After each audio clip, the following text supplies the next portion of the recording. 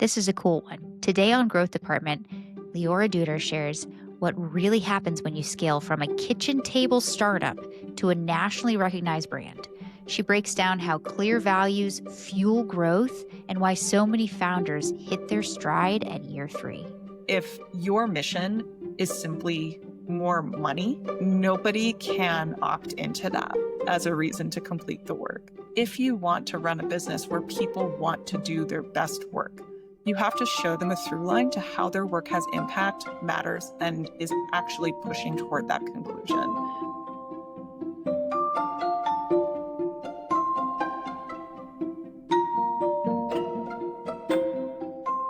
Let's welcome Liora Dudar, former 8-figure e-com founder, 4-time entrepreneur, in addition, a globally recognized photographer with some pretty cool stuff to check out online.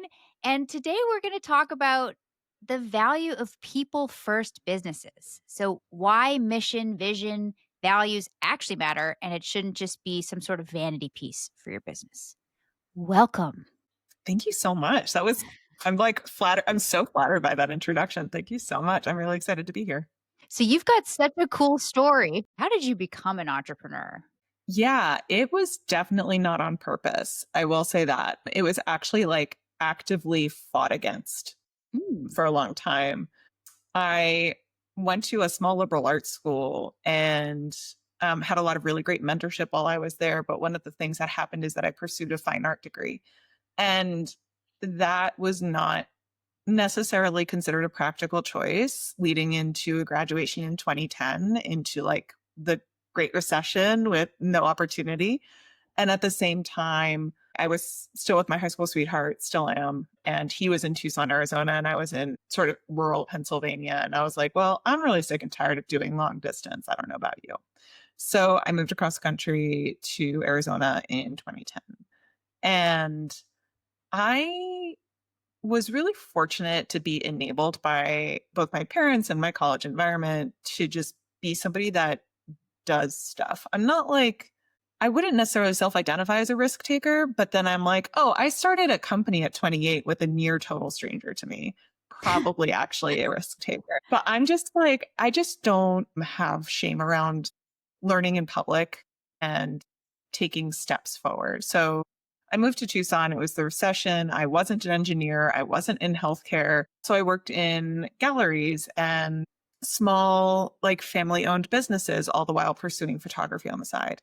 And part of that was that I became very involved as an activist. It was my first time living in a red state. That was like really transformational, especially being the age I was and in a committed relationship. There was a lot at the time in the early 2010s around reproductive rights for women. And so I started to photograph in that vein and get connected to people in the activist community, which led me to surprising opportunities. I pursued my own personal projects, which went viral. I worked with local bloggers on sort of timely conversations, and those went viral and propelled us both to some internet publicity. We then together developed other sort of mass photo shoot experiences, a conference centered around body positivity and so much more. And the way that I always perceived it was like, well, Tucson is just kind of a city that lets you do stuff.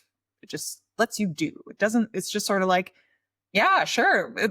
Why not? Then if you can execute it, you just kind of do stuff. So I've been executing for a while, and it was sort of around this flood of activity with sort of a lot of my photography going viral, that managing that plus my full-time job as sort of like a client services person and project manager for a family-run jewelry firm got to be just too overwhelming. And I was under some pressure from my father and my now husband and a friend. And all of them were like, you should quit your job. And I'm like, no, I can't, no. And then one day I was just like, I came home from work and I was crying, and my husband was like, you hate your job. And I was like, everyone hates their job. And he was like, not as much as you. You really hate your job. And that's not to say that like the people who worked at this, like I'm still in touch with many of them. Like I adore them. I think it's a wonderful business, but he's like, you are he's like, I need you to quit your job. And I'm like, okay. So I drive to work. I call my dad. I tell him I'm quitting my job. He laughs at me all the way to work because he's like, finally, like, go, do it. It's very supportive.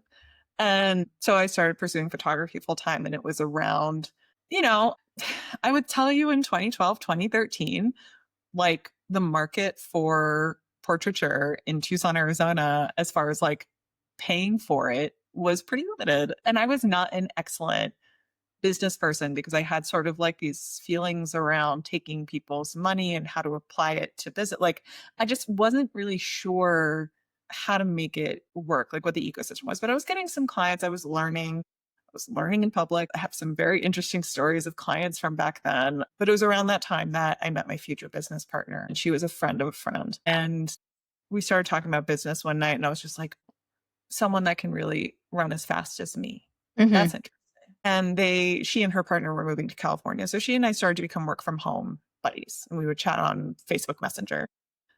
And it was sort of out of that, about 9 months after becoming reacquainted, that we started Overtone Hair Care, which is a line of color depositing conditioners, which basically means you can use conditioner, something that you're familiar with around hair health, and put color either back into your hair or into your hair for the first time. And we really focused on fantasy colors: red, orange, yellow, pink, blue, purple, teal, whatever. And this came about because we were sort of messing with a couple of ideas.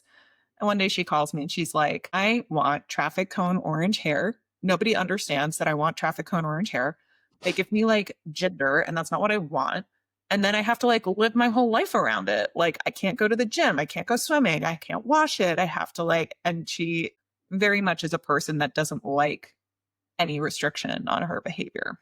So she was like, I bet we could make a solve for this. And I was like, sure, why not? And I'm picturing like Etsy stores, side hustle, small bunch. She's like, I signed us up for a Shopify account. Here's what it's going to look like. I've reached out to a couple of vendors. I think this could be the name. What do you think? And I was like, I am literally at my friend's wedding. We talked about this 24 hours ago, but like, give me 5 minutes. I'm yours. And so we sort of just like, I took a train from Tucson to north of LA, Palmdale, where she lived, because like at that point, I'm like, I can't afford a flight for this. I'm like literally taking Amtrak.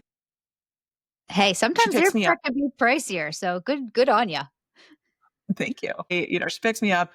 I go to her house and we start doing R&D, and we start working with color theory, and we just start formulating the product. And the product was inspired by sort of a homegrown solution, but that homegrown solution had the opposite impact. So our product was really meant to be a solve for people who wanted a high maintenance lifestyle with a low maintenance, or a high maintenance look with a low maintenance lifestyle. And it was right around the time where Instagram was starting to take off a little bit in certain communities, where beauty gurus, as they were called at the time, were just starting to have an impact. And like truly, it was the Wild West of direct to consumer e-commerce. And because I was really invested in sort of the beauty scene, not because I was like super, like I wasn't like a makeup wearing everyday individual, but I just loved makeup. Like I just think it's fun. Mhm. So I was really invested in that space already. And so we just sort of said, okay, what are the tenets here? And I'm like, well, I will never Photoshop a body or a face. We're going to run this on a platform of intersectional feminism and radical inclusion, or I'm not in. And I think that we could leverage, Facebook, Instagram to really get this thing off the ground. I think our first step should be with beauty gurus, influencers. And we're like, great. We launched pre-sales on June 2014, and said if we get 8 orders, we have proof of concept. And we were making literally everything to order in her kitchen, measuring out water at a particular temperature using her coffee Keurig. You know what I mean? Just like literally kitchen table, bare minimum expenses as possible. Just like, what do we physically literally need to like make this and get it into bottles? And we got 11 pre-orders. We said, well, okay.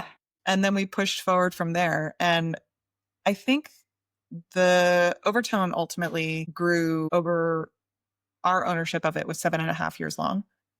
It grew from the 2 of us in her kitchen to over 80 people in 2 states in 3 buildings, everything from manufacturing to white collar executive function to a software team to nuanced supply chain, expanded product lines and colors. And because we sort of operated at this intersection of hair color and conditioner, there weren't a lot of people that could understand how to create our product. So we would essentially do it ourselves and started the business around 28 years old, ended around 35, 34, 35. A lot of heartache, a lot of lessons, a lot of blood, sweat, tears, and stomach acid. And I would say now I'm a significantly better business person than I was at the start. And I developed my coaching practice out of my experience with Overtone, which is what I do today. I do fine art photography and coaching. And a lot of the things that I talk about in my coaching practice, especially as it aligns with mission, vision, values, are either tried and true practices from my business or things that I wish we had implemented upon reflection. And sort of through learning, through coaching many other entrepreneurs and existing entrepreneurial communities, and sort of synthesizing, like, if I could have talked to myself when I was going through the hardest moments at this company, what's the support that I wish that I had? What are the lessons that I wish I could have learned differently? And how can I be a co-founder in the room for somebody without having the stress of a co-founder and just show up as somebody who really gets it and Mhm. as a second brain to process the experience of what this is like. So yeah, it's kind of That's it sounds very fun. Even with the heartache, I'm like, "Yeah, that sounds awesome." As someone who has done I have wanted, like, fairy blonde I have a picture of a girl who is a fairy who's in my Pinterest, like, pixie Mhm. light blue silver hair. I tried for Um, 2 years to get it. So, so hard. it's not Yeah. easy. I mean, the way that no, it's not. And you're starting from like a pretty light canvas already, but you would have to get like almost like white blonde. And the way that we used to teach that to people was through something called beautiful instructions. So we'd mark it through beautiful instructions, but ultimately it's color theory. So Mhm. the easiest way to understand, like especially for pastel colors, is imagine like you're coloring with markers and you have construction paper and you've got like a stack of construction paper and it's all the different colors that your hair could possibly be. And you've got like the perfect hair color marker, right? Yeah. What is actually gonna show its true color? How light do you need to get to like show that true color? Like, is there a different way to get what you want? So that's how we typically describe, like, especially for the pastels, because people get very excited about it. They'd be like, I could have pastel pink hair just with conditioner. And we're like, hold up, friend. Not Yeah. quite. Like, Yeah. yeah, it's not magic, but yeah. It is still pretty cool, I Mhm. think. I've used It's fun. the even so I'm naturally we're going down a rabbit hole, but I'm naturally black hair, and as the Oh, gray dang. eh, You got really light. yeah, as the grays came in as I got older, I was like, "Let's just blend it in," and, but now I can have fun. I can put, like, a caramel one on if I want one day or, different Mhm. Different like conditioner things. tones, different Yeah, like, different tones. yeah, I definitely.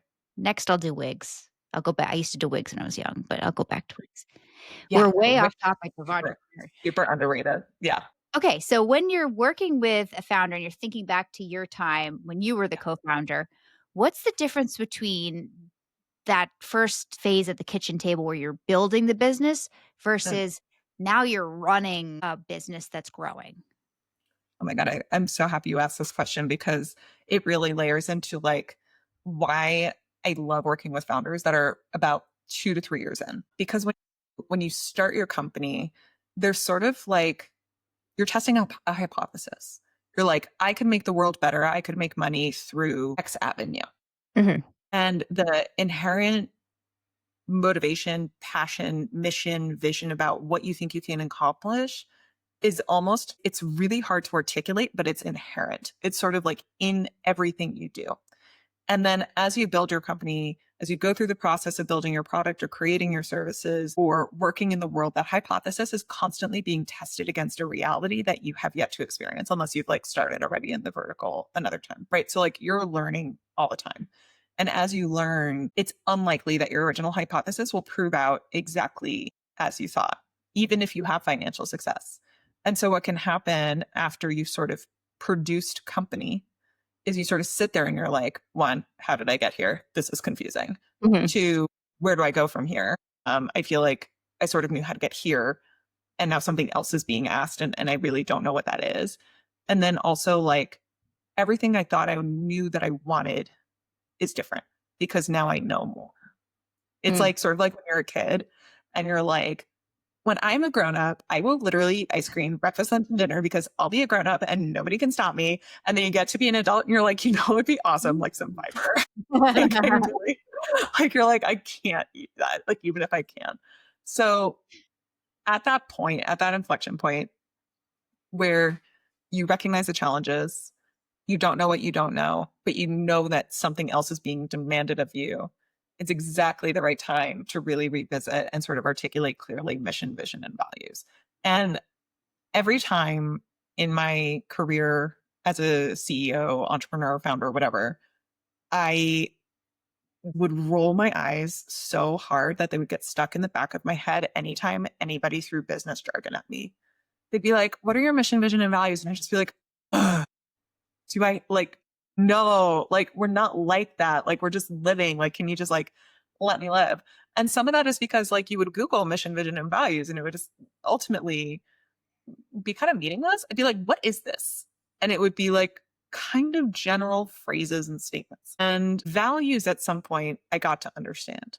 Values you make hiring decisions by, firing decisions by, lose money, make money, articulation. If I can have a strong set of core values about how I operate and communicate that to people, then we can be more aligned. And that was sort of my initial earliest understanding of it. And Overtone definitely operated off a very strong set of core values that held us very closely together through a ton of turmoil. It was intersectional feminism at the top, which I think is better understood largely as radical inclusion.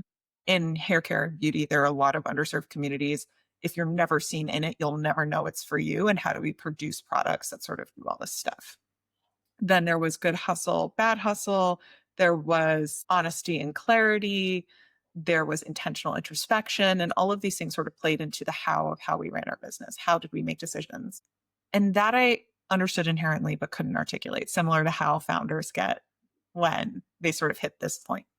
And after Overtone concluded, I realized that we were missing two really critical components, and it was mission and vision. And I began to be able to articulate that for myself.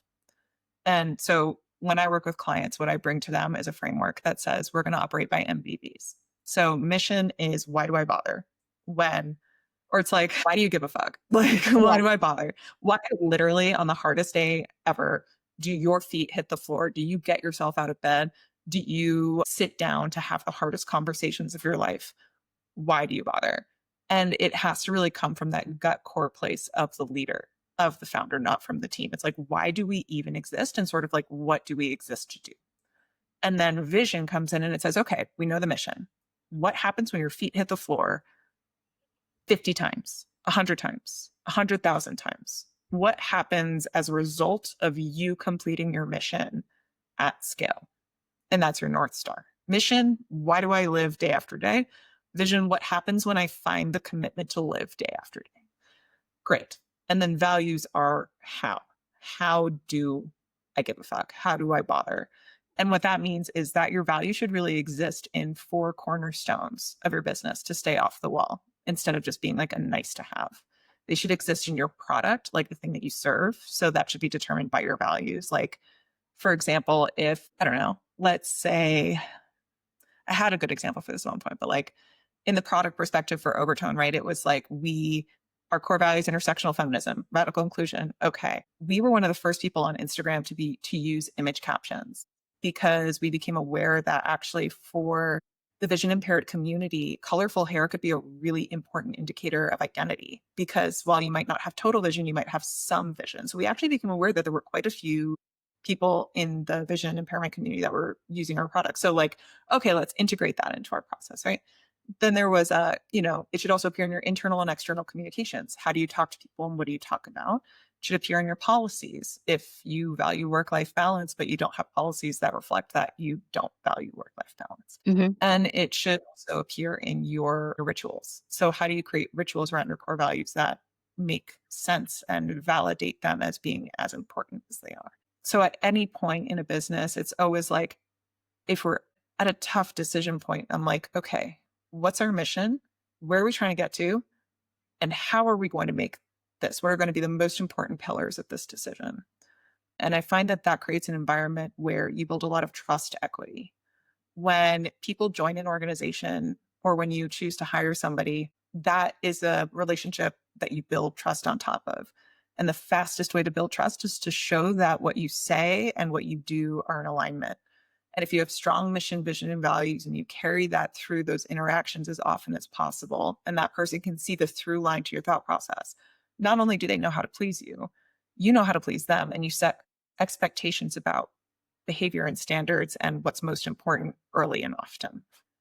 You mentioned that you love working with the 3-year mark, and the first thing Mhm. I thought is the number of founders I've talked to at 3 years whose original idea for the company or what they stood for, those things that you said at the beginning, "If this, and this, I'm in," with your co-founder, they're just thrown out the window because they're chasing, 100 grand here, 10 grand here. So how do you take that mission, that founder mission, instill it into the team, and then make it last throughout all these Mm. bumps? So money is the only reason why you would run a for-profit and not a nonprofit is because you want to make money at the end of the day. You Mhm, want a salary. That is like completely appropriate as a business goal, right? But if your mission is simply more or more money, like nobody can opt into that as a reason to complete the work. And mhm. I'm not saying that like every organization is like run by ultra passionate people about the goal, but like, I mean, isn't it a joke amongst our generation that like, yes, I exist to please the shareholders? Like, that's the mission of most companies, I feel, or like where they can end up going. But if you want to run a business where people want to do their best work, you have to show them a through line to how their work has impact, matters, and is actually pushing toward that conclusion. And having that mission, vision, values, building out your 3-year vision, and then your 1-year execution plan under that can really help focus the team on like, why are we making the decisions we're making? How are they moving us closer to the goals that I opted into when I joined the company? And again, like build that trust, right? So I think that when founders shift toward, I need to make as much money as possible and sort of scrap the underlying stuff as being less important, they're unintentionally and perhaps unknowingly discarding the qualitative and prioritizing the quantitative. And these things have to exist in balance. The quantitative doesn't exist without the qualitative. I mean, like people shop on vibes. People form relationships on vibes. And there's no vibes in please give me more. Because Yeah. it's like, why? Why do we even care? Should your customers care about your mission? I absolutely think so. When I do mission, vision, values work with founders, we sit in it takes probably like 8 to 10 hours to really hash them out. And that's because they are deeply emotional, meaningful, important statements. Mission, vision, and values should, in my opinion, orient at like your very core. They should bring up real feelings and real emotion because if they don't, you will be willing to discard them. And once those things are written, it's almost like a LinkedIn diary entry. You're like, here's like my deepest feeling about how I think the world should operate and how I'm contributing to that and where I want to go. And then you're like, cool, I'm going to put that in a book and put it on my shelf and I'll read it once a year because it's so personal. I never want to risk anybody coming in and like criticizing it or telling me that it's stupid or wrong. Like it's a hugely vulnerable thing. But unless you tell people what you're about, your people can't find you. Mm. Right. I remember I had like this one conversation with a founder where I'm like, great, we've got these written. Now we need to make a LinkedIn post about it. They have to go on your website. They have to go on your website, on your LinkedIn, your Facebook, in your employee handbook, on your wall. You have to talk, you have to say this out loud at investor pitches. You have to do all these things. And the look she gave me, the color drained out of her face. She was like, sorry, what? And I was like heard, terrifying. But also, how can you draw employees, clients, investors to the table without letting them know really what you're about? You could get out there and you could give some milk toast version of it, but everybody's going to sense the lack of passion and authenticity. If you really put it out there and somebody comes at you and says, I think your idea is stupid, guess what? Like you've let somebody opt out. Congratulations. You will reduce your risk of hiring bad fits because you're being really straightforward with what you're about. I had a lot of people tell me that intersectional feminism was an inappropriate core value. But I hired, we had a team of everybody from, our CFO was a 60 something white dude from Indiana. Okay. And he had never heard of the word before. And he embraced it with like this like open-mindedness that was like palpable and incredible, and like really just set himself to the task of understanding. We hired a lot of Mexican American folks in Tucson that worked in our warehouse who had never even considered it or didn't necessarily understand how it would impact them, but they definitely saw the through line in our policies and our care during the pandemic and our paternity policy and our maternity policies. So it was like, even if you couldn't quite necessarily understand how the value got there, we made sure to, one, explain the definition, and then two, show you how it directly impacted your experience at the company. And that was always really well received. How did you showing up in day-to-day life across 80 people when it was just 2 to 80 people? How do you keep it top of mind? Yeah. So, like, when it's small, the lines of communication are pretty direct, Mhm. right? You interact with me, you sort of get that sense of it overall. I don't have to say it as much. The more people you get, and that's that other thing about that 3-year inflection point, is that typically the struggle that you're having is that you don't realize that you're transitioning from doer to leader. Mm. And nobody is a leader naturally. It's not an inherent skill. It's a learned practice. And part of leadership is understanding that communication happens on on multiple levels. How long does it take somebody to internalize a statement? How long does it take to build that trust? The role of leader is kind of a frustrating one, I think, for a bootstrapped or kitchen table founder, because the thing that you're really good at is doing. And like, you are an excellent doer. You like sit down, you're like, I'm gonna do that. And then you're sort of in a position where like you shouldn't be doing, but you still need to inform. Mhm. And then the bigger you get, the more you have to communicate. So you become lead communicator of your company. So I would say anytime I spoke publicly to the company, I was invoking mission, vision, I was invoking values because we didn't have mission or vision. I was saying, here's how this impacts our values, or based on this value, here's how we're deciding this. And I just made it a part of my everyday speech. And when I coach my founders and they tell me that they're giving a keynote or they're talking to their team or we're preparing a script for a speech, it is the first thing that I look for and the last check that I do to make sure that they're present, that they make sense, and that it all ladders in. Because the number one thing that your team needs to hear from you is MVVs, how their work contributes in that through line, and like which pieces are most important in this moment. Was there ever a time that you thought of compromising your values so that you could get better speed or grow in a different way? Ooh, that gives me chills. I would say there was a time when it was requested of me. I did not agree with the reasons. It was complicated. Overtone benefited from what we now call the COVID kiss. So the world shuts down, everybody's work from home. And then how many people do you know who suddenly had pink hair? Hmm. More than 2. Yeah. More than a few. Yeah, we felt that pretty hard. We saw the downslide, and luckily, like I said, our CFO had a lot of experience, had been through the 2008 crash. She was like on the ball, making us prepared in case we had to do severe cuts. And what ended up happening is we went from seeing a downward slide to almost 5xing overnight.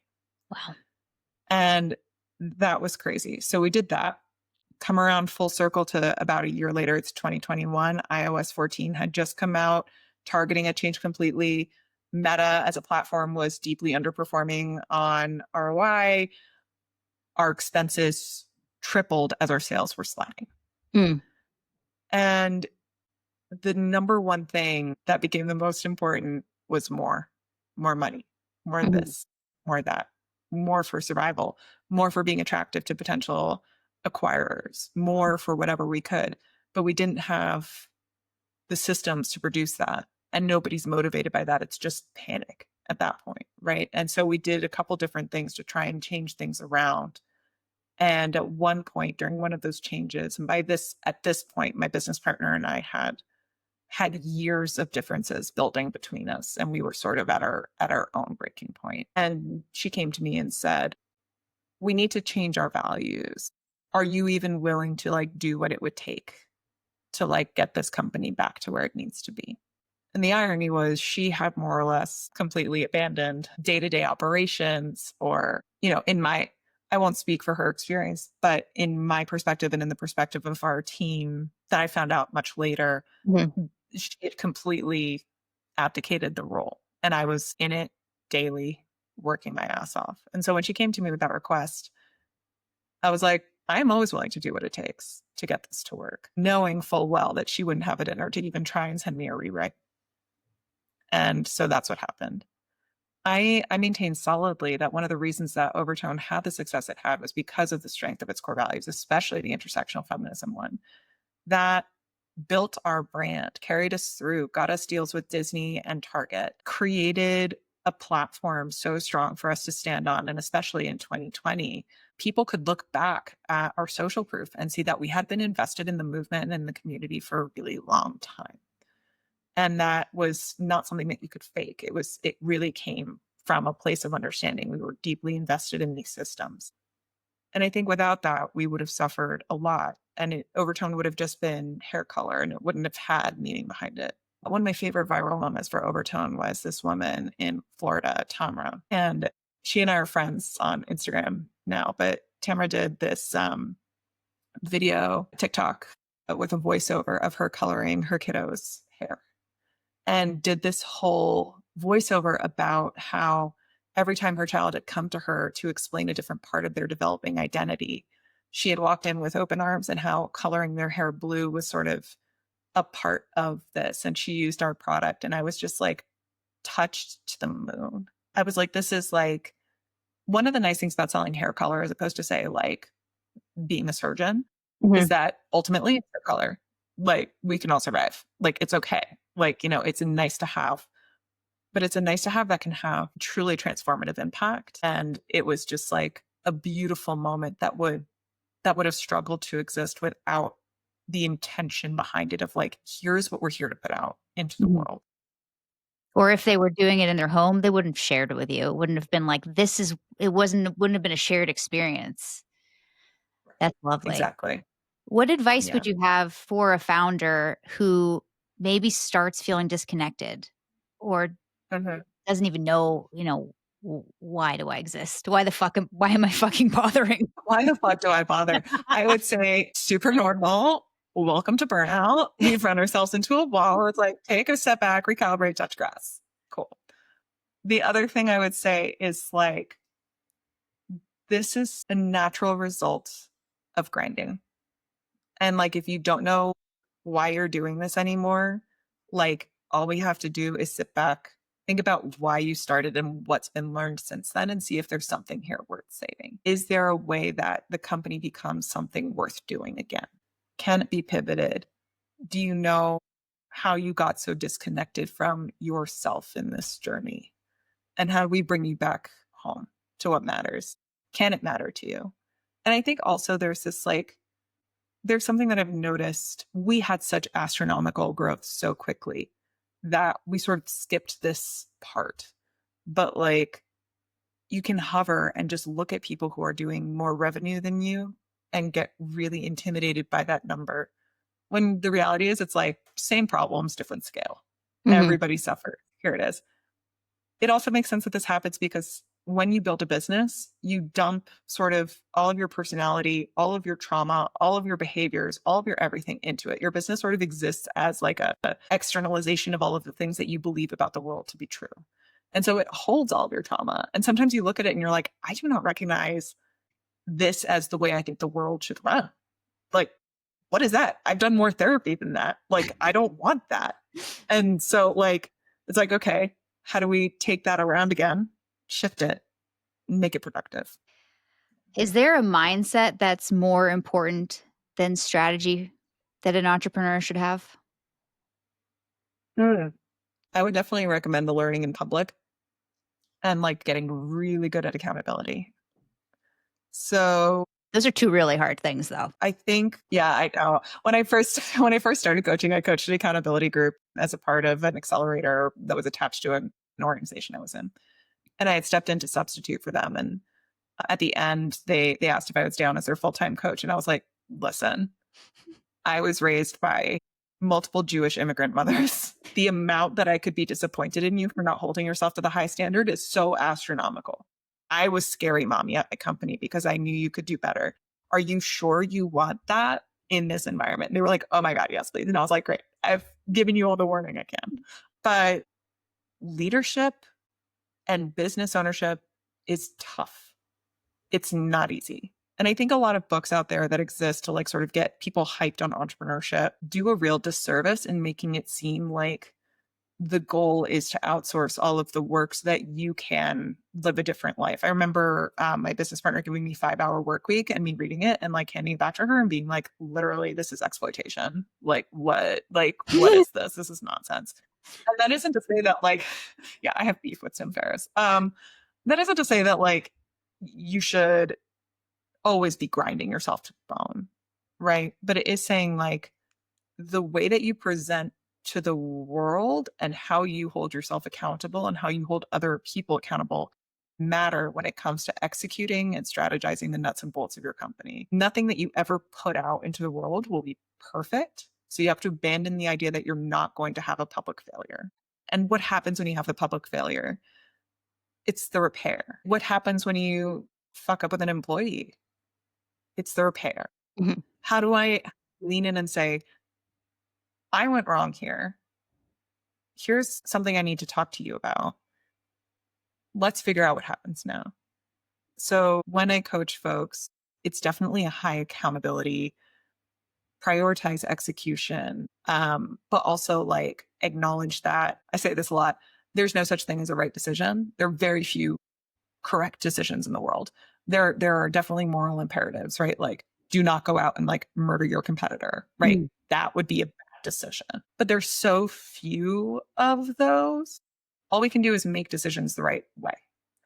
And I'm not the first person to say that. I won't be the last. But like if we can make the decision the right way based on the information we have, if we back it up with values and we're heading toward our mission with our vision in our minds, all we can do is do that. And whatever choice we make at any given inflection point, all it will do is lead to other choices. And then that will just always branch out. So it's never going to be your final decision and it's never going to be the last choice you'll make. You may not like the decisions that you'll have to make after any necessarily individual choice on that branch.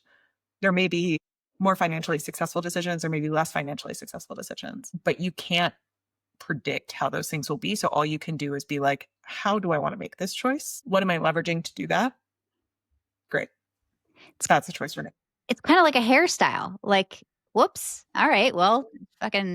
Yeah. It's a Bob Ross moment. It's like, all right, happy little tree. Like, it's like, okay, well, that's where the line is now. Let's see where we can go from there. Like, then sometimes you have the happiest accidents from there. And sometimes you kill your darlings, like we tried a line of hair glitter. That was a failure. Okay, let's just move on. Let's figure out why it was a failure and then use that to inform the next thing, Yeah. You brought up these books, and I'll talk about influencers who say, oh, start a business. You could have 10,000 followers tomorrow and $1 million by next year. It's one of the reasons I started this podcast, is so we could have people like you. No, because those were driving me nuts. And I was like, people need to hear from the folks who've actually built businesses. I need to interview the folks who know what they're doing and give this out to the world so that nonsense stops. So do you think that everybody should be an entrepreneur? No, absolutely not. I really don't. And I think that our society didn't used to do this, but now it does. It places entrepreneurs, founders, and CEOs on sort of this like hierarchy of achievement. And if you've done entrepreneurship, you have achieved capitalism the best. But it's a lie. It's not true. It's not true because not everybody. I often say I was a reluctant entrepreneur because I fought it for a really long time, and I just sort of did it. I'm an executor. Other people have different skill sets, have different needs, don't want the crazy roller coaster ups and downs, do not want to take the risk or aren't financially able to take the risk. If everybody was a business owner, we would be a society of people who had nothing to share, kind of, And that was actually one of the hardest things to understand as an entrepreneur in the early days is we would hire people and expect them to share the same kind of mentality that we had. And that's what I see in a lot of early managers who are bootstrap founders or entrepreneurs is they're like, well, everybody's an entrepreneur. Everybody thinks this way. Everybody will just figure it out. Everybody will just do things. Everybody will just do that. But that is like legitimately just not how everybody's brain works. Mm. And it doesn't, it's not a moral failing either way. So it just means like, okay, I can't expect my employees to be entrepreneurs. So what do I have to provide them to make sure that they have everything they need to succeed? They need frameworks. They need to know how to please me. I need to be respectful of their needs and desires and need for structure. I need to be consistent as possible. And I need to make it worth their time in order to like receive the benefit of their time and experience. I think a world of exclusively entrepreneurs would be boring and frustrating. It reminds me of trade shows. I've been to trade shows where the entire trade show is just vendors. There are no customers there, and everyone's just walking around like, "Why the fuck did we just spend $12,000 on a booth? Nobody's here to buy. This is such hype." I won't name Wow. shows. Oh my gosh. No, it's exactly like that. I'm like, you know, I think I'm an entrepreneur because like my husband said, nobody hates their job as much as I do, which I don't know if that's true, but I was home crying every day. I couldn't hear a phone ring. I was like, everyone hates their job. I just have to get through the hump. And he's like, no, Mm, honey, no. yeah. And now that I've been on this journey, he's like, okay, no more businesses over $1 million. That was too much. And I'm like, okay, cool, got it for sure. um, so I like my coaching practice, and I like getting to help other entrepreneurs understand that their team is not entrepreneurs and how to develop systems so that they can thrive within those systems, how not to make them responsible for the burdens of leadership, right? Like a lot of entrepreneurs will like to bring their employees in and be like, I want you guys involved in creating the strategy for the company and I want you involved. And they think it's like a gift, right? And I really work with my founders to dissuade them from this idea. An entrepreneur, founder, CEO's job is strategy and creating the plan. And then dividing the plan up into actionable, specialized chunks that their leadership can then be responsible for things within their vein of expertise. So I never want my CMO running strategy for the company. I want them listening to the strategy for the company and telling me what they bring to the table that will contribute to that goal that they can then through line down their pipeline and say, like, here's how marketing is going to contribute to achieving this so that we can do this together, and bringing the collective expertise to the table of how we're going to approach the one problem as opposed to competing priorities from so many perspectives. Right. Yeah. So, It yeah. sounds like you're coming in at this 3-year mark and helping these founders grow into leaders as well. Like learn all of these And that's, soft skills. yeah. Whew, soft skills are my favorite. They're very hard to learn. There's a laugh. They're hard to practice. And one of the things I like to do is help my founders by helping hold them up while they Mm. have to do the hard stuff. Mm. So it's like we might sit in a session. I might be like, the conversation you're about to have with that employee is going to suck. It's going to suck for them. It's going to suck for you, but it's not your bad day. Mhm. It's their bad day. So you need to hold space for that. And then you can call me immediately after and you can cry about it with me. But here's how we're going to do that. So I try and just hold them up so that they can do the really hard stuff so that they can then come back to softness with me. Through your coaching practice, you say that you help people actually like their business again. What does that look like? It looks like starting off in sort of one of the situations that you described, where it's like somebody feels so disconnected from themselves and their business that maybe we spend the first whole session crying. Not me, but them. Like they're just, it's like a release for the first time where they're in a space where they can just let go of the pressure that they're under and feel like somebody actually gets it. And then once we're through that, it's saying like, okay, there's a lot to unpack here. Let's start with step one. Let's talk mission, vision, values. Let's talk about why you even want to be involved at all. Mhm. Let's come back to that. And maybe you don't want this business anymore. Let's talk about what it used to mean and what it means now after everything we've learned. And once we get through the mission, vision, values, what I find is that people start to be able to see themselves in their business with like a renewed understanding. It doesn't go from like 0 to 80, but by the end, they've developed they've developed increased internal resilience and the ability to do things that they didn't think that they would do, like stuff that was once really challenging and added a ton of pressure becomes easier with repetition, support, and experience.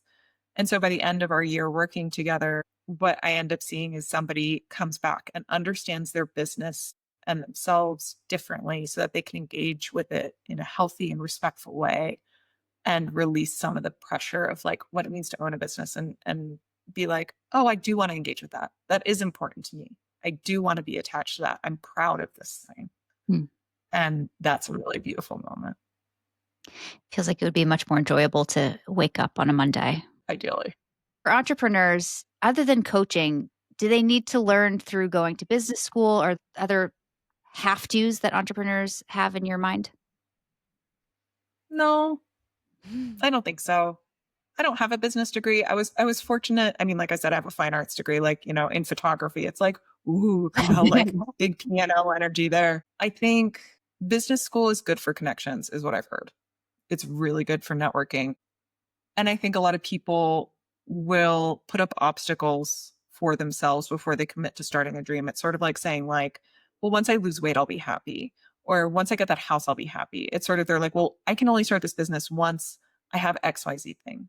I think there's certain businesses, obviously, that require specific expertise. And I think it's really important that entrepreneurs seek to be learners, right? Like, even if you're not out there being like, I wish I could get 3 degrees, it's just like, attend an interesting class, know your weak spots and go see if you can shore them up a little bit. If you don't know anything about SEO, go to the library and read a book. You don't have to be an expert. You should be interested in the ideas of business without needing to be overwhelmed and consumed by committing to a specific framework or structure or whatever. You can figure it out for yourself. And I was just talking actually to a new client. And one of the things that we talked about was I'm like, there are 8,000 ways or as many ways to run a business really as there are people. Mm-hmm. And there are businesses out there that outline structures, philosophies, and ideas that might be helpful to you along that journey. There is no silver bullet. You will never find one. There is no one decision you can make that will make the rest of this easy. You will have to figure it out. And the most important part of figuring out is being open-minded and accountable and learn in public. And most importantly, execute, make your choices. So if you can do that, I think you can start a business. Excellent. That doesn't mean you have to, though. Not everybody has to start a business. You guys don't have to. No, oh my God. If your passion is not starting a business, please don't. Please don't. Like there's no faster way to bury yourself under pain, shame, and debt. Like the heartache is not for everybody. It's not worth it for all the folks. If there's someone feeling disconnected or not sure where to start, what would be something you'd hope they took out of this episode as they walk away? I think it was like the smallest sound bite, but it would be to touch grass. It would be get a little bit of distance, take a breather, reduce your urgency, and sit with what do you really want? What motivates you to get up in the morning? And it can't just be money. If the answer is money, great, set it aside. That's the assumption, right? Mm-hmm. But out of your business specifically, you can get money anywhere. But out of your business specifically, what do you really want? And somebody actually gave me 5 questions that I love. It's what would you like? How would you know when you had it? What would having that thing do for you? And then I guess it's 4 questions. What is at risk if you had that thing? And the answer I hear back from a lot of people is like, what do you mean what's at risk? Like if I have all the money in the world and my business is successful because that's what I would like, what's at risk? And I'm like, there's always something at risk.